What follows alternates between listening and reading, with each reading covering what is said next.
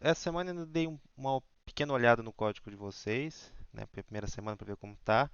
E os erros que cometem às vezes ainda são os normais de começo de competição, né, que quando a gente não treinou bastante, que às vezes é algum representation erro, alguns dá como wrong answer, certo? Às vezes você coloca, eu vi que alguém colocou 2 pontos a mais lá, ele deu wrong answer e a resposta estaria certa se não fosse isso.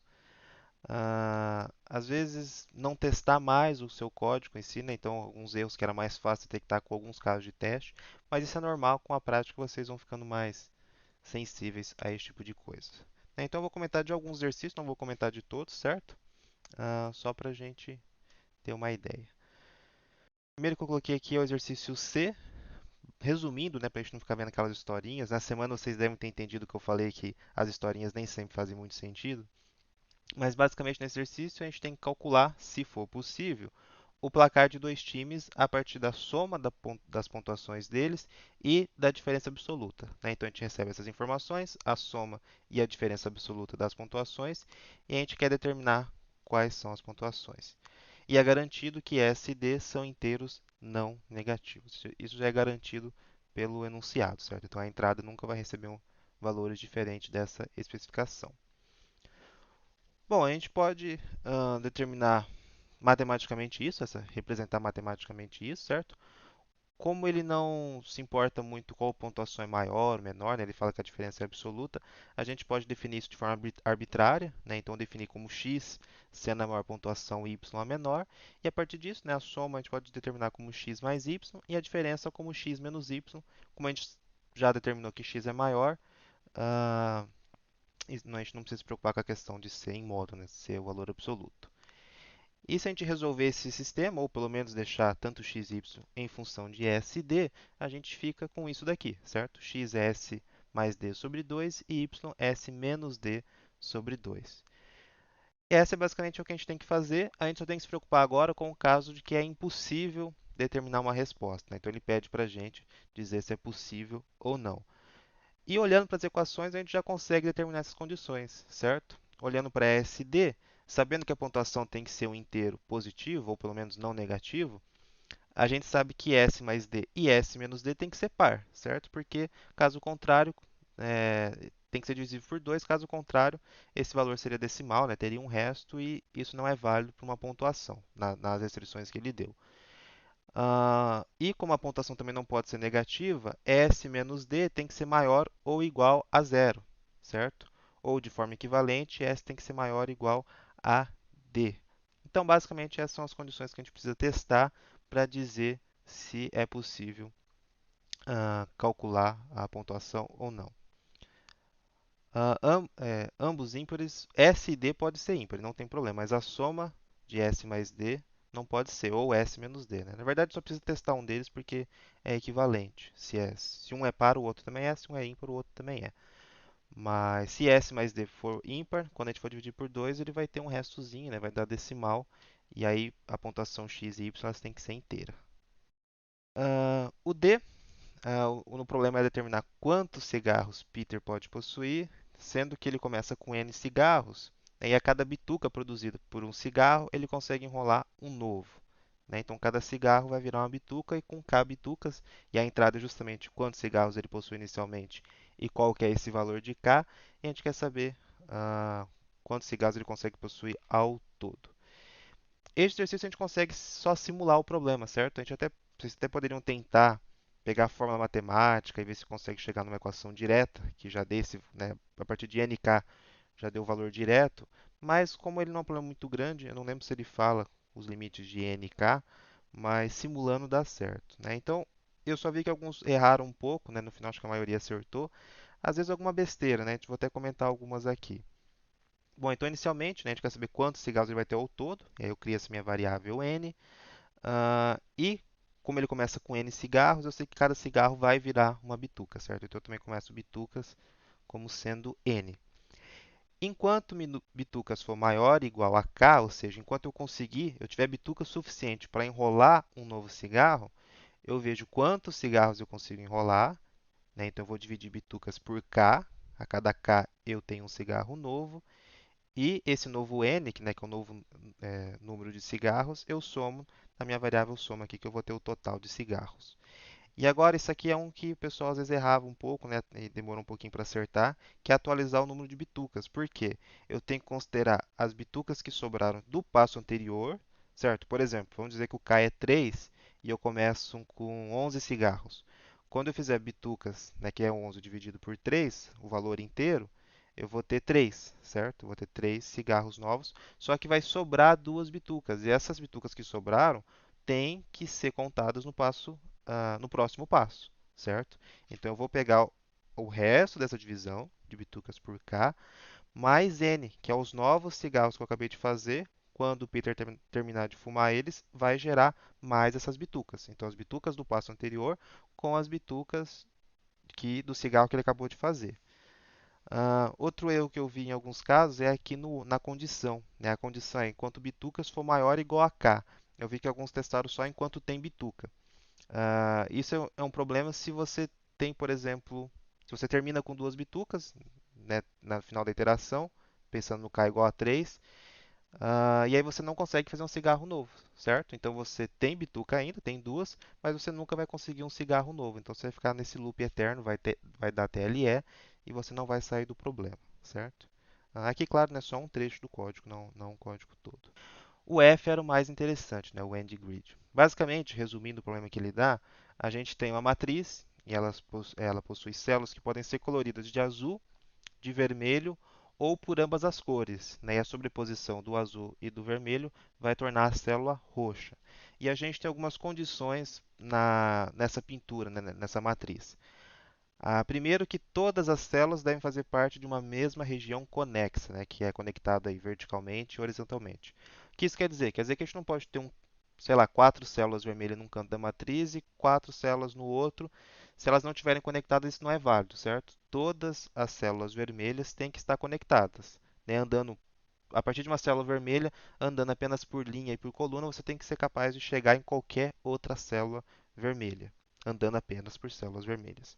E o mesmo vale para o azul, certo? Todas as células azuis precisam fazer parte de uma mesma região. E por último, é a condição que permite dar a nossa solução, é que não deve haver nenhuma célula roxa nas bordas da matriz, certo? Então essas são as condições que ele dá, as restrições que ele dá para o nosso problema. E qual que é o problema em si? O que a gente tem que fazer?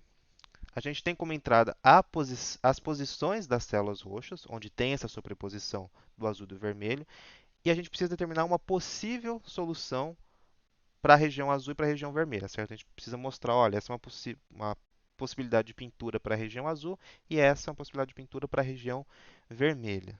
E é importante que todas as células roxas já foram informadas pela entrada. Então, nessa nossa solução, não pode acontecer de ter uma intersecção entre o azul e o vermelho que já não estivesse na entrada. Tudo bem? Então, aqui o exercício dá esses dois exemplos, certo? Então, o que o exercício daria seria essas quatro posições, certo?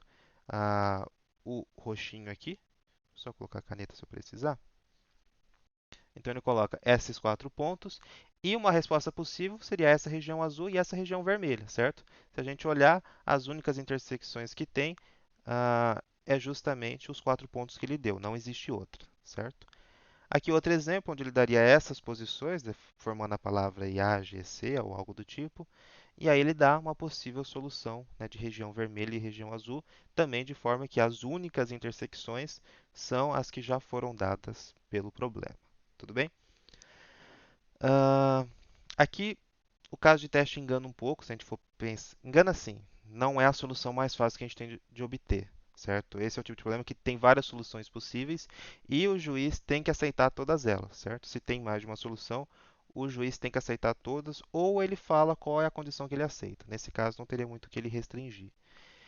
Ah, basicamente, a solução desse problema é praticamente gulosa, a gente vai ver o algoritmo guloso mais para frente, em que a gente vai pintar a matriz de uma forma conveniente, uma forma simples e que vai nos levar à solução, certo? Então a gente caminha pelo caminho que parece o melhor possível e de fato nesse caso ele vai ser, né? Que a gente vai ver a ideia do guloso mais para frente.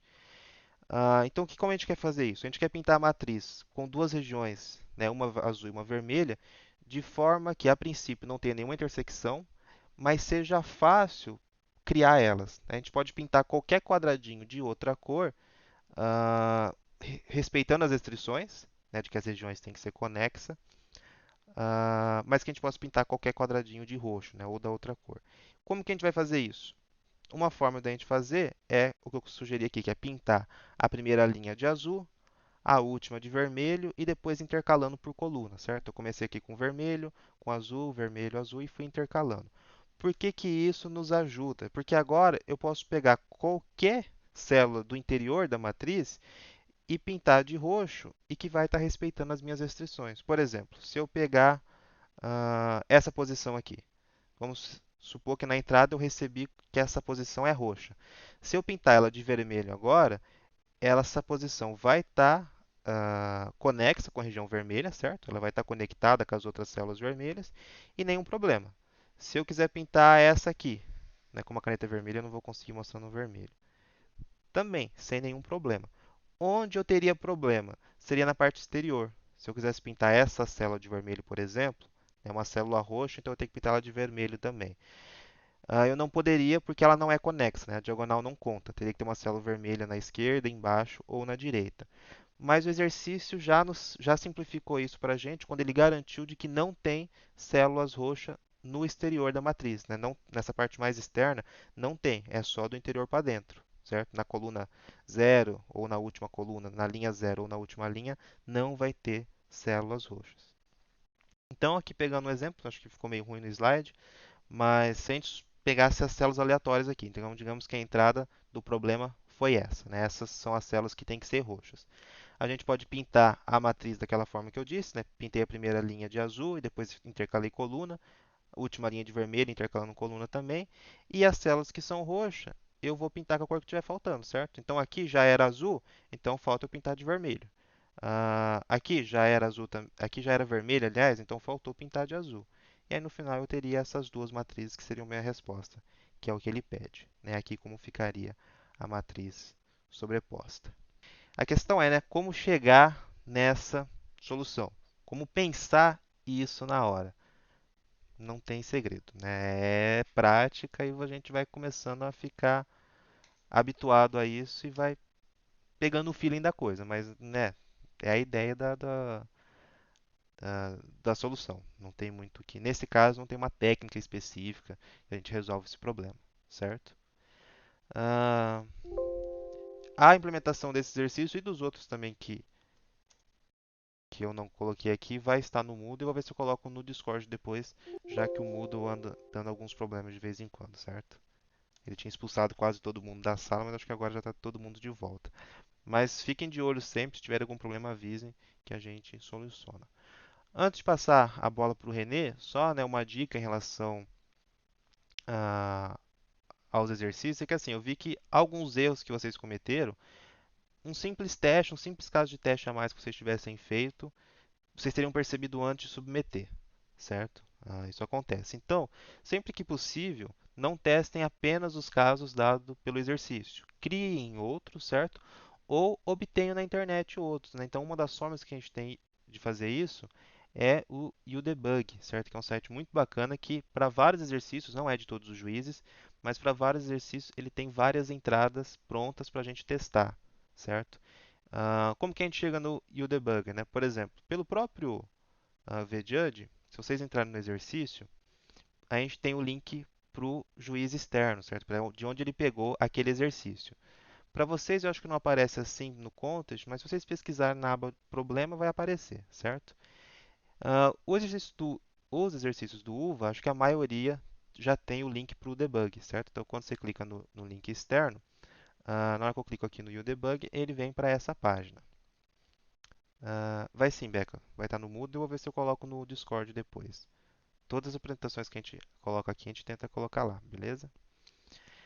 Aqui no UDebug, a gente vai ter várias entradas que são casos de teste para aquele exercício em particular, certo? Então, eu cliquei aqui na primeira do UDebug. Então, aqui ó, ele tem vários casos. Esse aqui para o exercício D, né, do Peter Smokes. Então, aqui tem vários casos de teste para a gente brincar aqui. O que a gente pode fazer? A gente pode copiar essa entrada e gerar um arquivo de texto. O René já configurou ah, o Visual Studio para receber entrada de texto, certo? Aqui eu vou fazer manual para caso quem prefira. Então eu vou criar aqui dentro da minha pastinha um novo arquivo chamado in.txt, tanto faz como vocês chamam. Vou colar a entrada. É importante, né, essa última quebra de linha para dar a última entrada, certo? Então tem que ficar essa linha em branco aqui no final mesmo. Vou pegar o exercício D, lembrando, né, que o código vai estar lá no Moodle também. Vou compilar ele aqui, né, pelo terminal mesmo, G++. Opa, se eu digitar errado fica difícil. Maravilha, ele vai gerar o meu a.out. E aí eu vou colocar o sinal de menor, certo? Que é o arquivo de entrada, que vai substituir a entrada pelo terminal. Então eu chamei de in.txt, certo? E o sinal de maior para jogar a resposta para um arquivo também. Então eu vou jogar aqui para um out.txt. Ele vai criar esse arquivo para mim. Deu inexistente, acho que eu tô. Eu criei no lugar errado. Espera aí. Deixa eu jogar aqui na pasta códigos. Pronto. Acho que agora vai. Maravilha. Vou atualizar aqui. Ele gerou o meu não, meu out.txt. Então essa é a saída que o meu código gerou para aquele exercício. E aí, pelo UDebug, eu também consigo comparar com a saída esperada. Então, eu já consigo ver se deu certo ou se deu errado para esse caso de teste, pelo menos. Então, vou voltar no UDebug, pegar a saída aceita, né, para esses casos de teste que eu copiei. Então, essa é a saída esperada. Vou comparar com a minha. Então, no caso aqui, deu idêntico, é porque bateu todos os casos. Não é garantia de que o meu código está certo, né? Pode ter algum caso que não foi testado aqui, que o meu código não daria certo. Então, isso só o juiz pode falar. Mas isso é muito bom, principalmente quando você já mandou para o juiz, não está aceitando e você não sabe onde está o problema. Às vezes é um corner case, né, que é um caso específico que você não testou, alguma condição que você não testou, que aquele caso é diferente. E fazendo esses testes, a gente consegue tentar entender onde que está dando o problema, certo?